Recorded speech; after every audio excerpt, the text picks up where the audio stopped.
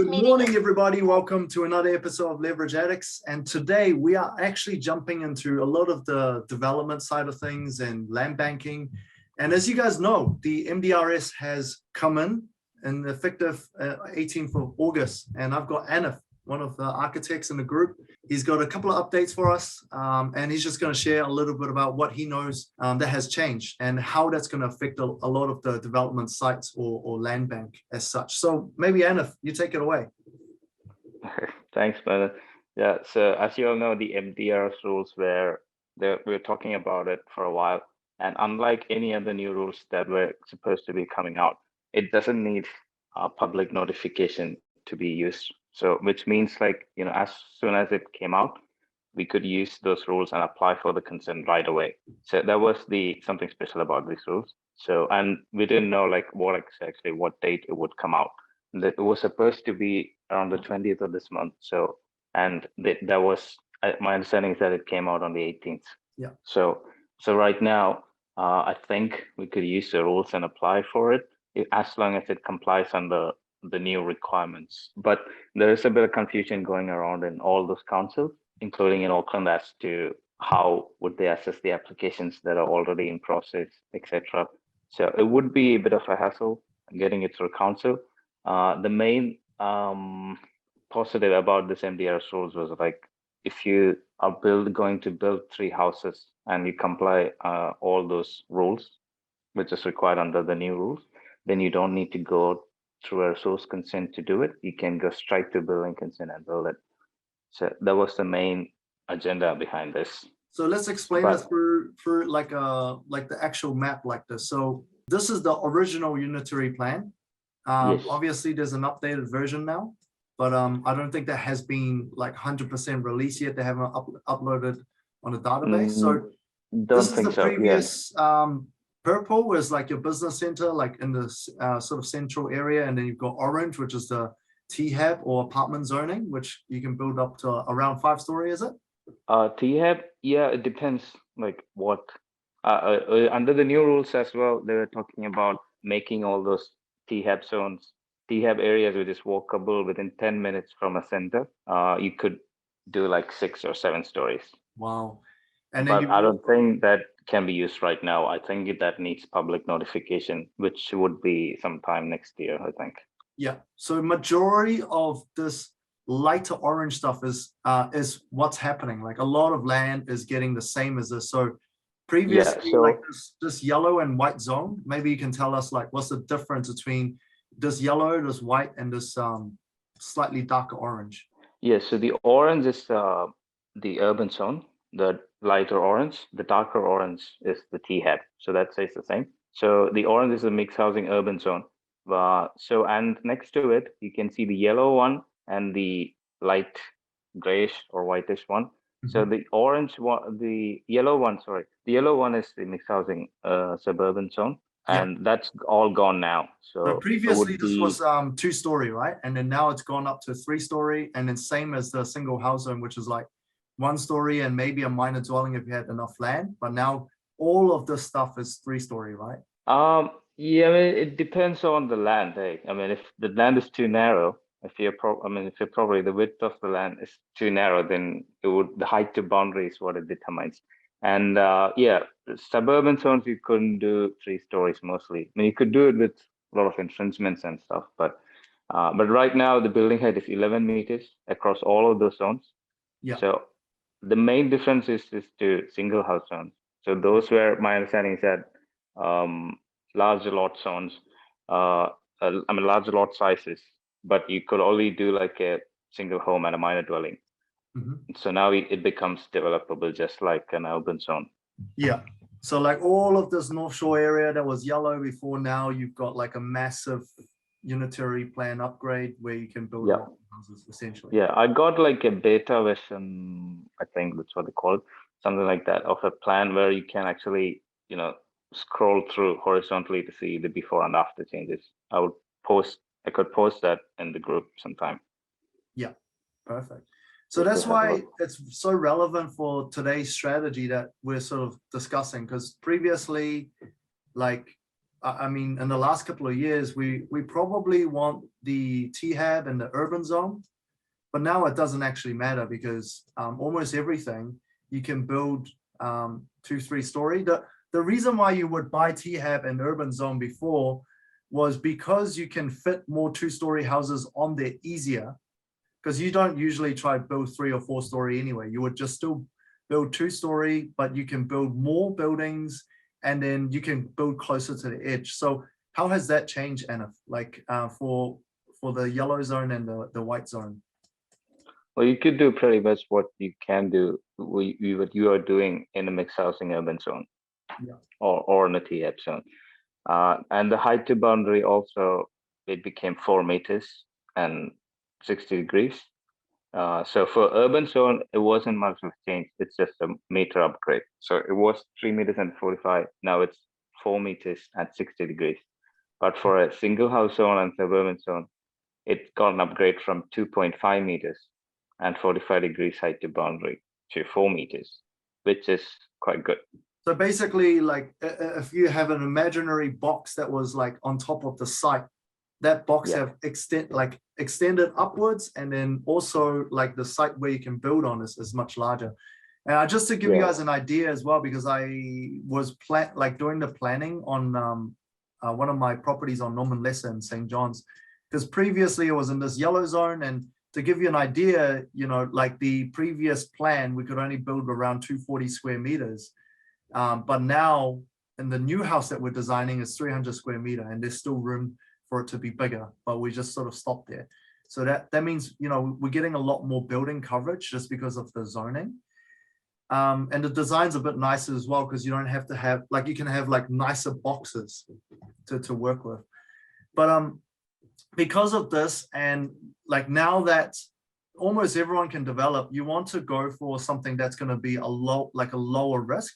Instead of doing full site developments, what I'm going to be sort of showing you guys is sites that are going to be less riskier, because you want to tend to look for sites where you can keep the existing dwelling and then you already can build on top of it. So this allows you to lower your risk significantly. One is obviously your cash flow risk. So like while you're building, you still have some sort of income coming in. Secondly, if you're building just 2 houses, we're more likely to go bank finance. We don't have to go second tier lender, and it's a lot easier to service.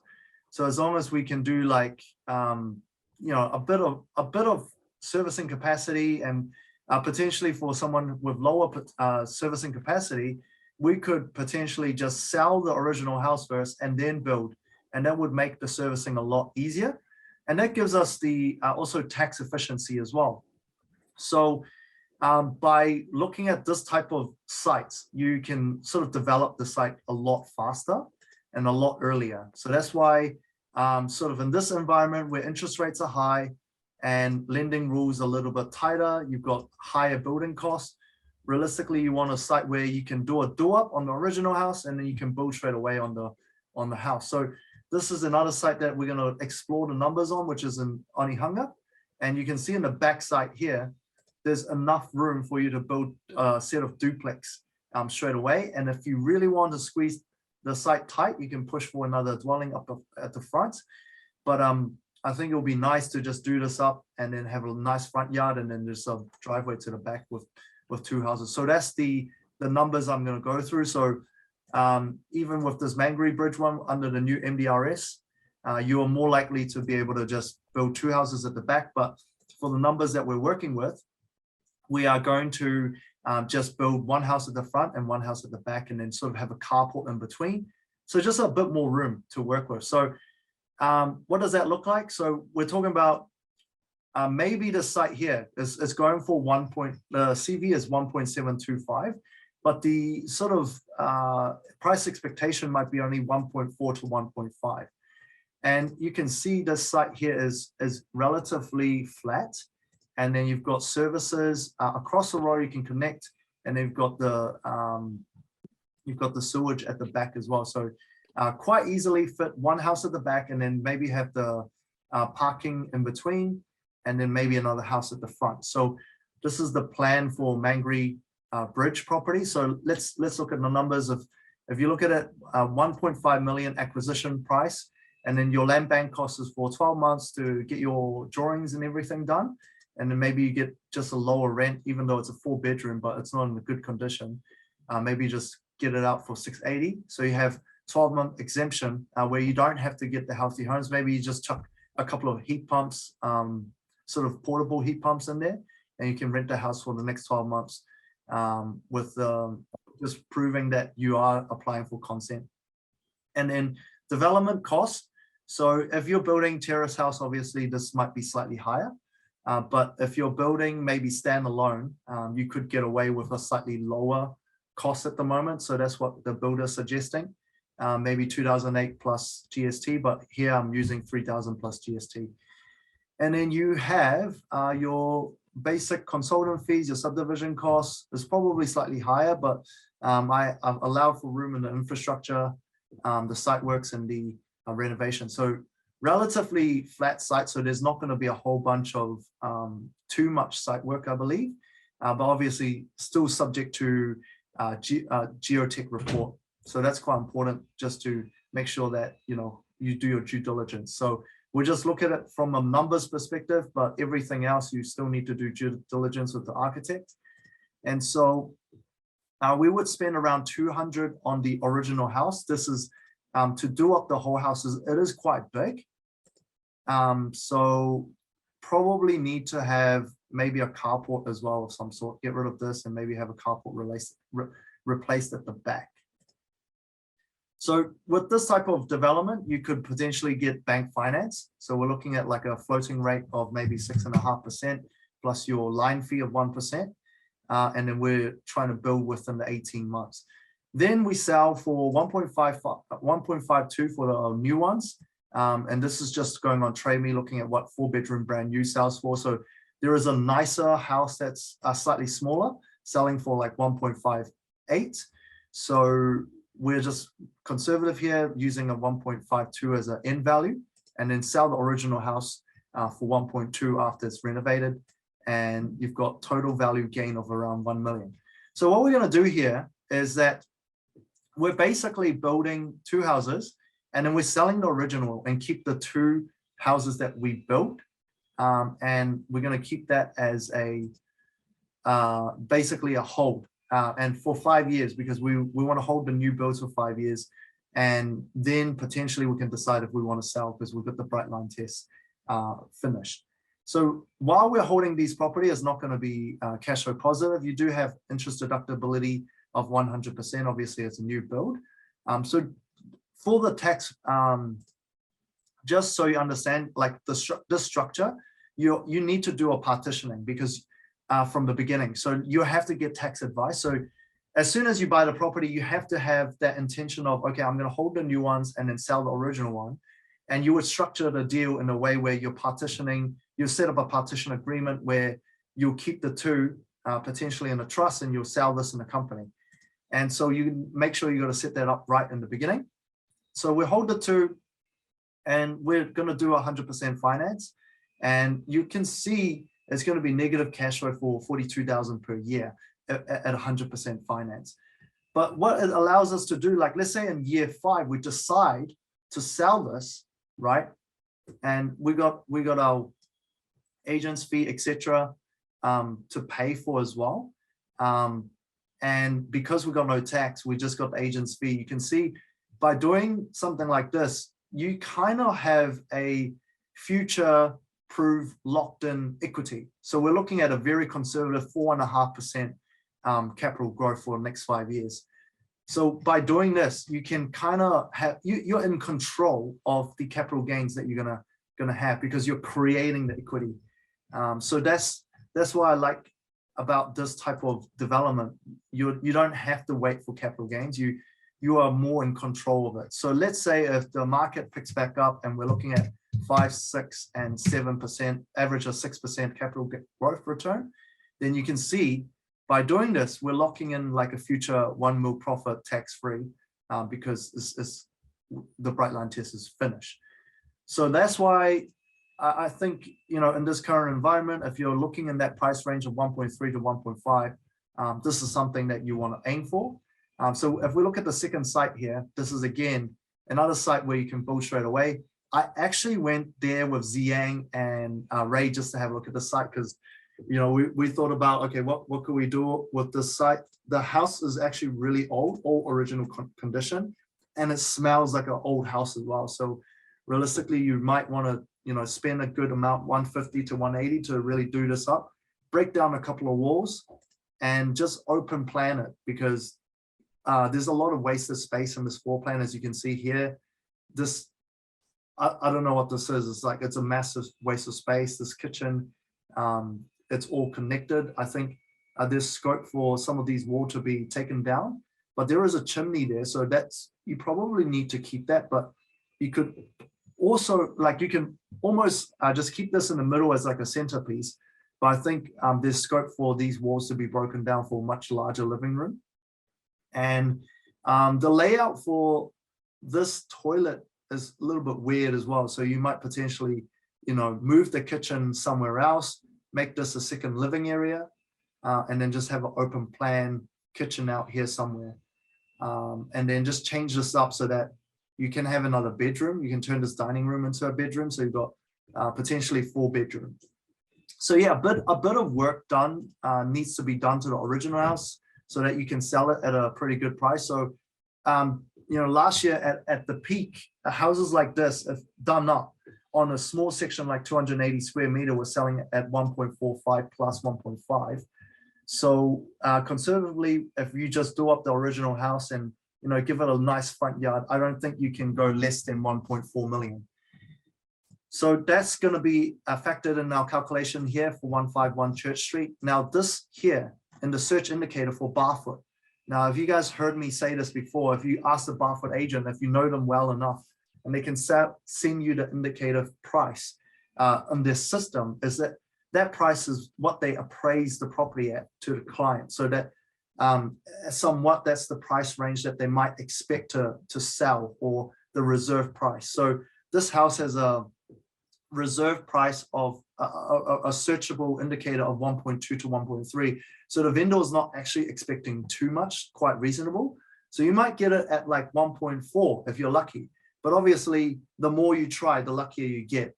But the indicator certainly is a good indicator of what this house could sell for, even though the CV is 1.7 million. So if we look at the relab site, we've got stormwater accessible just, you know, on the front yard. We've got the wastewater across the road. It's just this little bit of a slope that we need to play with. Obviously, it's slightly elevated here. And there might be some excavation that's needed, or maybe you just tamper with the foundation a little bit. So if we look at the numbers on something like this, we buy it for 1.4. Let's say we hold it for 12 months, rent it out for 600 because it's a very old house. We just don't expect, you know, anywhere close to market rent, maybe just a short-term lease. And then we've got 100% finance on this as well. So the build at the back, we are going to do 3450. It's going to be a set of terrace houses, 3-bedroom, 100 square meter with a carport. So this is our build price. And then we've got our consultant fees, you know, just two building consents, because we're going to try keep everything under the MDRS. So maybe we can try get rid of the resource consent, save some money there. But I think 2 houses, very reasonable. 70K is going to get us across the line. Subdivision costs, and then you've got site works accounted for, extra money here on the site works, and then infrastructure extra costs as well, just accounted for. And then renovations on the original house of 180,000. And then we've got bank finance of potentially around 6.5% on a floating rate. And so you can see our total cost is around 3 million, but our in value is probably 3.75. So this has less gain than the other one, but the margin is quite similar. This is around 25%. And so because this is slightly lower risk, because you're keeping the original house and you're doing it everything at bank finance, you can expect a slightly lower margin. Whereas if you need to do a full development site and you potentially need to go second tier finance, you really want something that's going to give you at least 30%. But the whole time we could hold this for longer at bank at the bank. So then, we can work with something with a slightly lower margin. So what we're proposing here is holding 2 properties and selling the original. And then what does that look like on cash flow wise? Onihunga has slightly higher rent. So even a 3-bedroom is going to rent out for $750, $780 at the moment, brand new. So our holding cost is only around $40,000. And because we've got tax deductibility, a little bit of tax back on this because it's tax deductible, we're looking at $27,000, whereas this one here is going to be $42,000. This one is a lot lighter to hold, $27,000. So what's the effect if we just assume for 4.5% capital gains? In 5 years' time, we're looking to sell this with a sort of $693,000 profit, or it's just equity that you can hold on to. Otherwise, if you have a more optimistic approach to the market, maybe we expect a 6% growth, then we're looking at like a $905,000 of equity gain by the end of it. So that is, in my opinion, a very good way to build equity, and you're a lot more in control of the outcome because you are building the equity, opposed to you're just buying a site and hoping for like a 5% growth on like a new build, or like a single house, or like a, if you go to a lot of the a lot of seminars are pushing new builds at the moment. So this allows you to just be in more control and relatively light on the financing side. So this is what I would definitely recommend. Also for first home buyers as well. If you're sort of looking in that 1.5, 1.3, 1.5 mil range, this is something that's going to lock in your equity for the future so that you can build a portfolio much faster. And so Anna, did you have anything to add on this? Like, did I miss anything? Did I miss anything important, you reckon? Anything I said that you don't agree with? Oh, no, not really. Not for anything that you said. So, JP, did you have any questions at all? Or did you see anything that I said that didn't make sense? I think it makes sense for the new strat. I mean, everyone's changing to cash flow now. So if you can keep the existing home while you're doing a development, that's definitely a good strat. I did want to just share something as well that I found yesterday, because I was looking pretty hard into those intensifications for Auckland Council. So if I just share my screen, I'll probably send a link for this anyway. I was just going through it. So they've already given, it's still under submission for public, I think, but it's pretty much shown what they're trying to achieve for it. So THAB, they want to go 6 stories for walkable catchments. So that's a new term they've come up with for areas close to train stations and pretty much metropolitan cities. They've also given a sheet for the mixed housing urban. So he's right in terms of the 4 meter height in relation to boundary now. Landscape areas reduced. So that just means that you can't build as high when it's closer to the edge, right? I think the yards are still the same. What do you mean in terms for the edge? Oh, I mean, what Anif was saying was like it was 6 meters before, but now they're actually changing it to 4 meters. So no, the new rules, when they were talking about implementing it, they offer the original draft that released. They were talking about making it 6 meters, but they didn't. They made it only 4 meters. No, so sorry, it was 3 before. Is that correct? It was 3 before for 3, so it's gone urban up. and terrace housing zone. Yeah. So it's gone up 1 meter. Yeah, for suburban and single house zone, it was 2.5 meters. So that's also gone up to 4 meters. 4 meters, correct. Yeah. But the landscape area seems to have dropped to 20%. Building coverage as well. If you look at it, 50%. Yeah, now. so they haven't mentioned anything about coverage, but wait, what's dropped? Building coverage? Landscape area. You can do 50% building coverage now. I think it was. Building coverage. Sorry, they have mentioned it.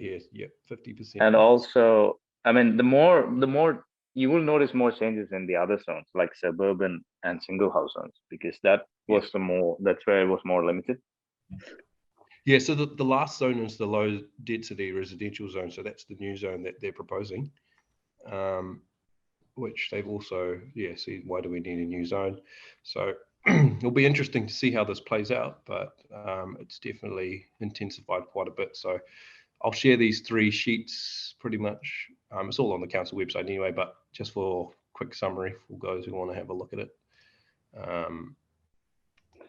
Also, these new the basic rules in terms of the coverage and the height to boundary, I don't think it can be changed. I think the rule is like the council cannot oppose to that, so they will have to implement it. And also, it's not just Auckland Council; they're implementing into other cities too, like Christchurch, Wellington, Tauranga, Rotorua. Yeah, so Auckland is somewhat used to development, but other councils are not. So I was having difficulty where we submitted a resource consent for a project in Rotorua for a development. And the council I talked to senior planner at Rotorua Council, and he wasn't sure how the new rules are going to be implemented. So they contacted Auckland Council to seek guidance or whatever. Yeah. This is all new for them. It'll be interesting to see the opportunities outside of Auckland, because we always refer to Auckland. But if they're implementing this outside, it's going to be deals everywhere, I think, coming up. Yeah, I think it's currently implemented in all the tier 1 councils on the 18th, from the 18th itself. And tier 1 councils, I think from the top of my head, are Auckland, Christchurch, Hamilton, Tauranga, and Wellington. And I think they also bumped up Rotorua to tier 1 as well. Yeah, Road Vegas. You should have bought some in Rotorua, JP. Could have, but that's all good. Oh, it's interesting. and by the way, Pepper Money is the bank at the moment. Pepper Money. Ooh, 6%. Throwing out the gold. 6%, and it's only 6% interest rate, and they have the old rule of just taking all your existing repayments as it is, and then doing this new servicing at like 6.5%. So in theory, you'll get a lot more lending out of Pepper Money. But you already used that up, JP. So it's not something for you. I wasn't. Oh well, in the future. But yeah, for people who are on tighter servicing with the main banks, I think Pepper Money is the way to go.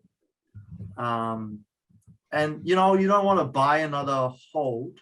You don't want to use that servicing to buy another hold. You might just use it for equity release to increase the cash flow on existing property. So that's what I would probably suggest using Pepper Money for. Otherwise, unless your cash flow position is like super strong, then I wouldn't try and max out at Pepper Money and not be able to go back to the main banks. So yeah. Anyway, that's it for today. I'll talk to you guys soon. Sweet. Thanks, Brendan. Thanks, Brendan. Hang on. See ya.